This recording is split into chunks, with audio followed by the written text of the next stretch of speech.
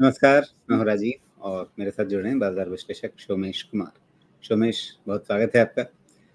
अब पिछला हफ्ता कुल मिलाकर के भारतीय बाज़ार के लिए अच्छा ही रहा और थोड़ा-सा अब 80,000 के ऊपर टिकता हुआ सेंसेक्स दिख रहा है और निफ्टी अब मोटा-मोटी 24,300 को बचा कर के रखने की कोशिश करता हुआ दिख रहा है।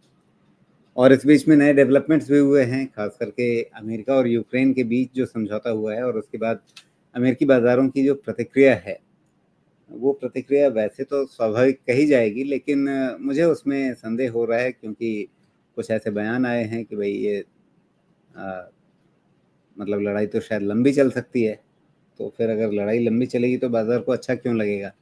ख़ैर, ये सब चीज़ें समझेंगे। मोटा-मोटी आप बताइए नए हफ़्ते के लिए क्या है सेटअप बाज़ार का?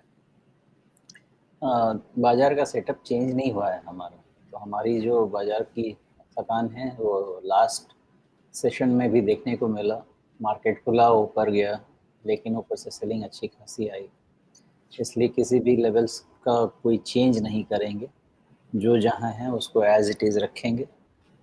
मेन है कि 24,000 अगर होल्ड करता है, तो उस केस में निफ्टी थोड़ा और अ, ऊपर आ सकती है, बिकॉज़ यूएस मार्केट्स में भी पुल बैक है।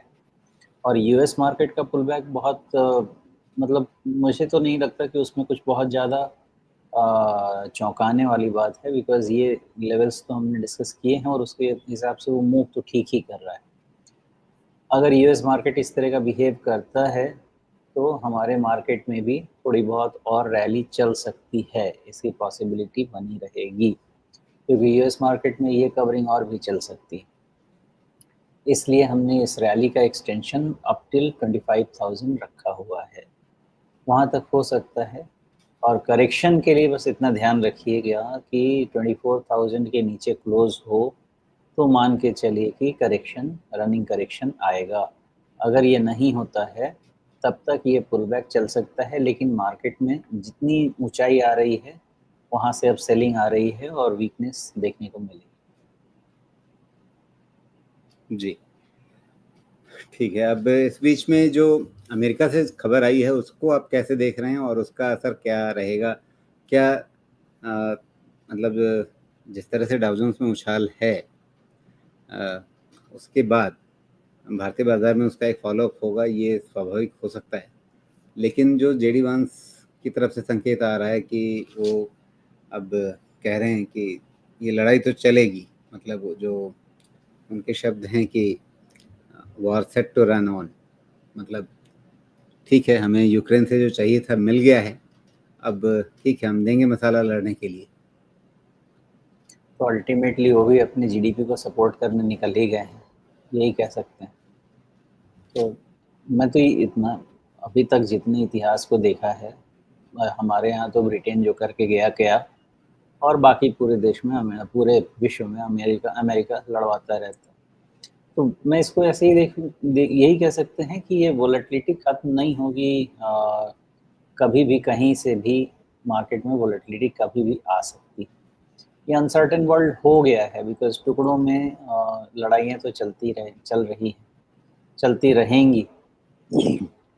इसका जवाब क्या दें? जवाब मेरे पास यही है कि वोलेटिलिटी के लिए हमेशा तैयार रहिए और इस मार्केट का मतलब रिस्क है और उतना ही इन्वेस्टमेंट कीजिए कि रिस्क के हिसाब से रहिए इस मार्केट में।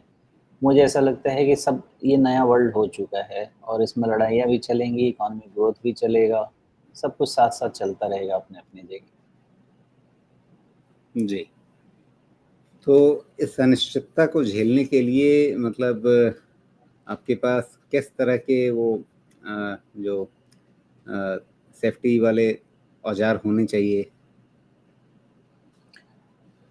पहली चीज़ तो यही समझ लें कि ये अनिश्चितता में सबसे ज़्यादा दिक्कत उन्हीं को होगी जो लिवरेज पोज़ीशन लेके चलते हैं। बाकी एक लर्निंग जो कोई भी इन्वेस्टर इतने समय के बाद भी नहीं ले रहा है। इनफैक्ट मैं आपको बता रहा हूँ, जो डिलीवरी बेस्ड इन्वेस्टर होते हैं, वो भी लर्निंग नहीं ले रहे हैं। उनको अभी भी मुझे ओवरनाइट पैसा चाहिए, यही लालच के साथ वो आ रहे हैं। मैं बहुत एजुकेट करता हूँ लोगों को, काफ़ी लोग सुनते हैं और जो सुनते हैं वो लॉन्ग टर्म मेरे साथ रहते हैं, उनका पैसा भी बनता है। लेकिन मैं कई जगह देख रहा हूँ ये लालच खत्म हो ही नहीं रही है। कितना भी समझाओ कि 5 साल में आपको 2 साल की तैयारी, 3 साल की कमाई, ऐसा हमेशा वक़्त आएगा।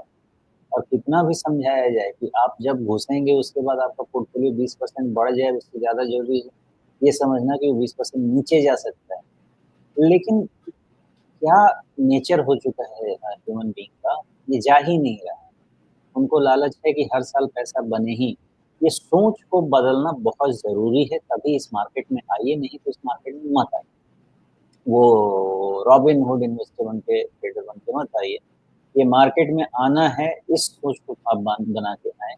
आप अगर लीवरेज पोज़ीशन ज़रूरत से ज़्यादा रखेंगे, इतनी जिसकी आप समय पर टाइम पे डिलीवरी नहीं ले पाएँ, वो आपको तकलीफ देगा ही देगा। पूरे 250 दिन या 260 दिन जितने दिन भी ट्रेड्स होते हैं, आपको लगेगा 250 दिन मैंने पैसा बनाया है, हो सकता है वो 10 दिन जो हों, वो सब पैसा लेके चला जाए और नुकसान देके चला जाए।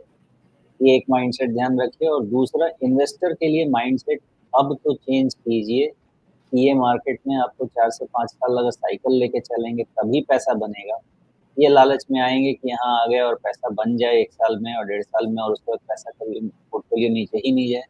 ये लालच जब तक नहीं छोड़ेंगे ये प्रोडक्ट का डिसरिस्पेक्ट है। आप किसी का डिसरिस्पेक्ट करेंगे वो आपको रिस्पेक्ट कभी नहीं करेगा। ये मेथड लोगों को समझना जी। तो फिलहाल अब नए हफ्ते में क्या-क्या लेवल्स ध्यान में रखने हैं, उनकी चर्चा पहले कर लेते हैं। क्या लग रहा है अभी यहाँ पे अ, जिन स्तरों पे ख़ास तौर पे नज़र रहेगी नए हफ्ते में निफ्टी के लिए, सेंसेक्स के लिए।